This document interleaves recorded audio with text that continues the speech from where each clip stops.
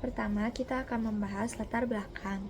Penggunaan gadget tidak bisa dihindari dalam kehidupan sehari-hari. Hal ini disebabkan karena gadget telah menjadi sebuah kebutuhan. Tetapi, tak jarang penggunaannya menjadi berlebih. Penggunaan gadget yang berlebih merupakan salah satu penyebab utama dari kondisi mata lelah. Beberapa gejala kecil seperti mata kering, kepala pusing, dan mengedipkan mata dengan cepat merupakan gejala dari kondisi mata lelah. Maka dari itu, kami ingin mencari tahu durasi aman untuk penggunaan gadget di kehidupan sehari-hari. Tujuan dari proyek kami adalah mengetahui durasi aman penggunaan layar berdasarkan parameter skor sederhana dari pengolahan beberapa data faktor yang dimasukkan oleh pengguna. Selanjutnya, kita akan masuk ke pembahasan dekomposisi. Terdapat beberapa dekomposisi yang kita telaah dalam proyek ini. Dekomposisi pertama yang akan kita bahas adalah penyebab. Terdapat 3 faktor utama yang menyebabkan mata lelah. Faktor pertama adalah faktor lingkungan seperti kelembapan, kualitas udara, dan pencahayaan ruangan. Faktor yang kedua adalah faktor kebiasaan, seperti frekuensi kedipan mata, menggunakan lensa kontak yang tidak sesuai anjuran, mengabaikan gejala iritasi, dan membaca dengan penerangan yang minim. Ketiga, ada faktor lain-lain, seperti umur, riwayat gangguan penglihatan, jarak pandang ke layar, dan durasi penggunaan gadget.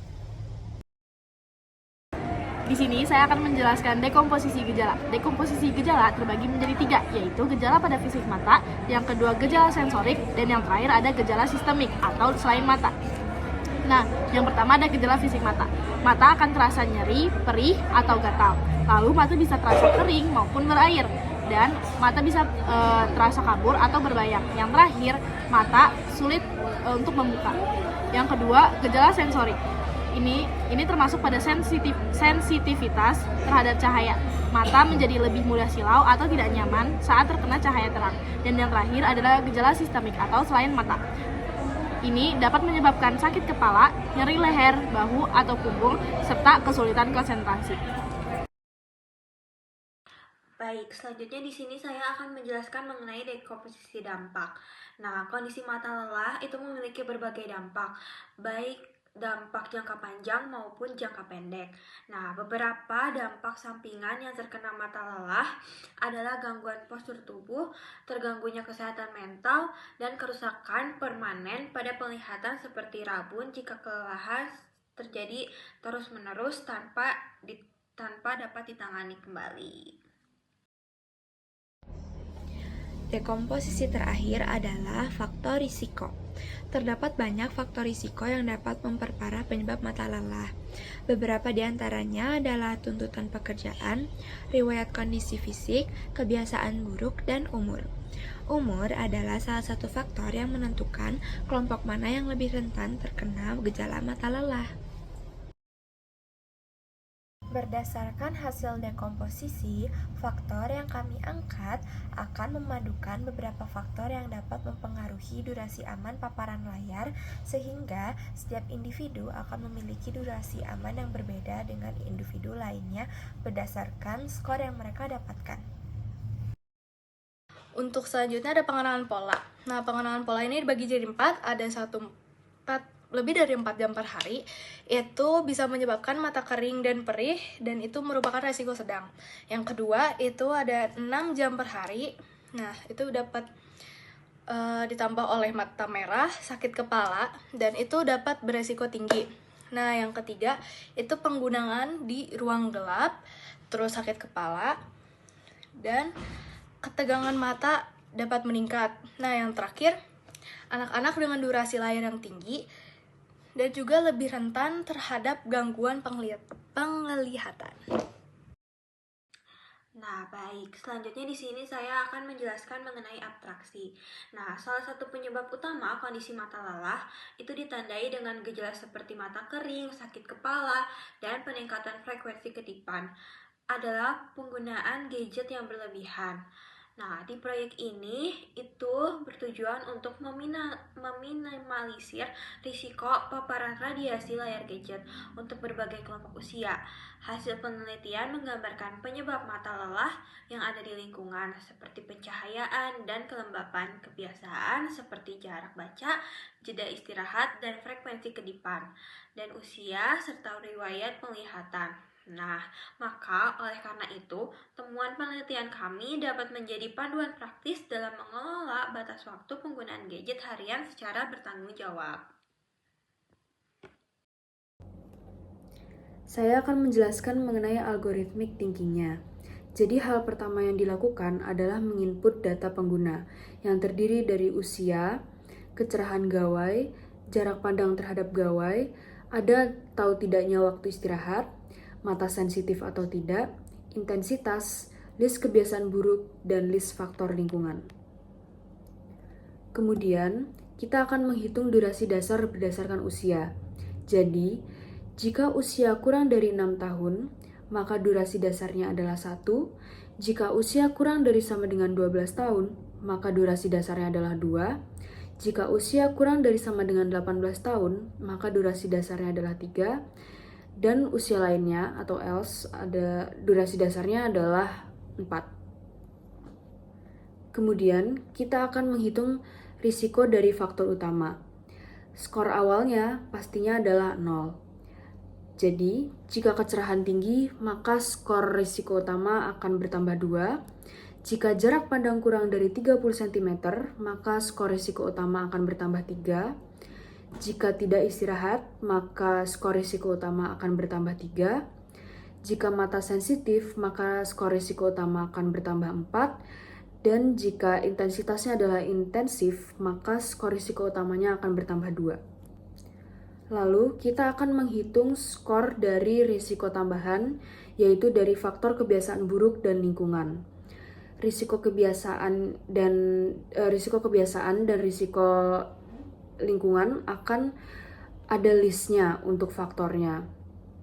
Jadi, list ini akan ada di kode Python-nya dan konsep penghitungannya akan sama dengan konsep perhitungan di faktor risiko utama. Jika skor risiko sudah terkumpul, maka total risiko tersebut merupakan hasil dari penjumlahan antara risiko utama dengan risiko kebiasaan dan risiko lingkungan. Selain itu, untuk menentukan durasi aman, harus menentukan pengurang durasi. Jadi, jika total risiko kurang dari sama dengan 3, maka pengurangnya 0. Jika total risiko kurang dari sama dengan 6, maka pengurangnya 0,10. Jika total risiko kurang dari 10, maka pengurangnya 0,25 dan yang lainnya atau else, maka pengurangnya adalah 0,40. Lalu untuk menghitung durasi akhirnya adalah durasi dasar dikali dengan 1 dikurang pengurang, sesuai yang ada di PPT rumusnya. Lalu untuk output hasilnya, itu terdiri dari total skor risiko dan durasi aman screen time. Lalu saya juga akan menjelaskan mengenai kode Python-nya.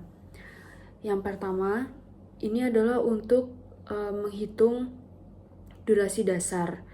If usia kurang dari 6, return 1. Elif usia kurang dari sama dengan 12, return 2. Elif usia kurang dari sama dengan 18, return 3, dan else return 4. Selanjutnya adalah untuk menghitung risiko dari faktor utama, yaitu penggunaan gadget.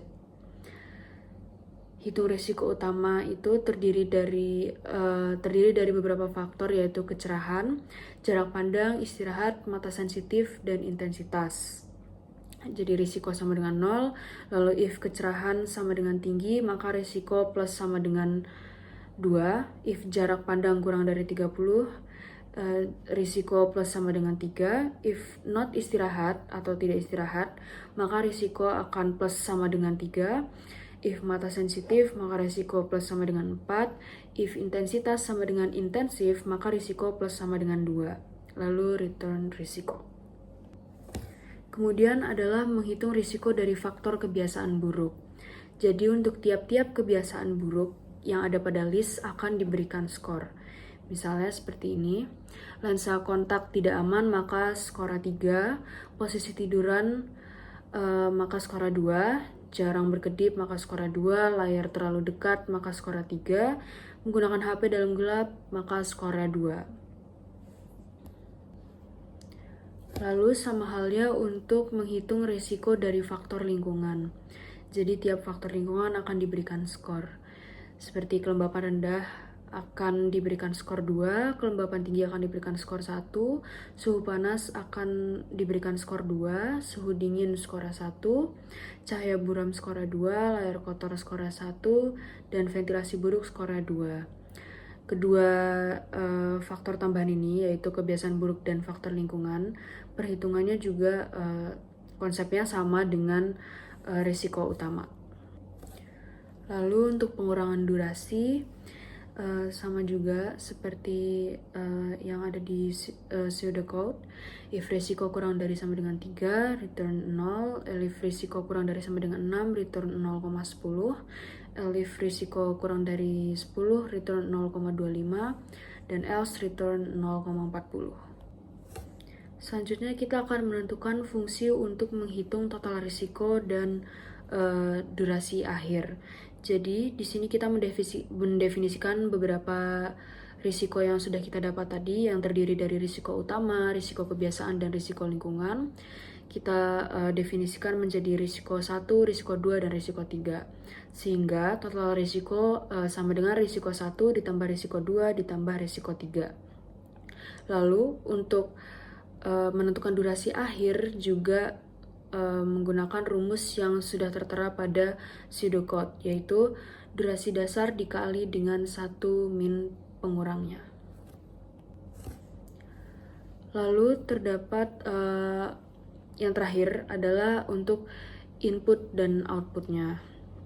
Jadi pengguna akan diminta untuk menginput usia yang berupa data integer, kecerahan yang bisa diisi dengan rendah, sedang, atau tinggi, lalu jarak pandang yang berupa data integer juga, istirahat berupa ya atau tidak, mata sensitif juga sama, ya atau tidak, dan intensitas bisa diisi dengan ringan, sedang, atau intensif. Lalu untuk faktor kebiasaan buruk dan faktor lingkungan dapat diinput sesuai dengan pilihan dan dipisahkan dengan koma. Jadi untuk output akhirnya atau hasil perhitungannya terdiri dari total skor risiko dan durasi aman screen time dalam satuan jam per hari. Lalu untuk pengurangan durasi sama juga seperti yang ada di pseudocode. If risiko kurang dari sama dengan 3, return 0. If risiko kurang dari sama dengan 6, return 0,10. If risiko kurang dari 10, return 0,25. Dan else return 0,40. Selanjutnya kita akan menentukan fungsi untuk menghitung total risiko dan durasi akhir. Jadi di sini kita mendefinisikan beberapa risiko yang sudah kita dapat tadi, yang terdiri dari risiko utama, risiko kebiasaan, dan risiko lingkungan. Kita definisikan menjadi risiko 1, risiko 2, dan risiko 3. Sehingga total risiko sama dengan risiko 1 ditambah risiko 2 ditambah risiko 3. Lalu untuk menentukan durasi akhir juga menggunakan rumus yang sudah tertera pada pseudocode, yaitu durasi dasar dikali dengan 1 min pengurangnya. Lalu terdapat yang terakhir adalah untuk input dan outputnya.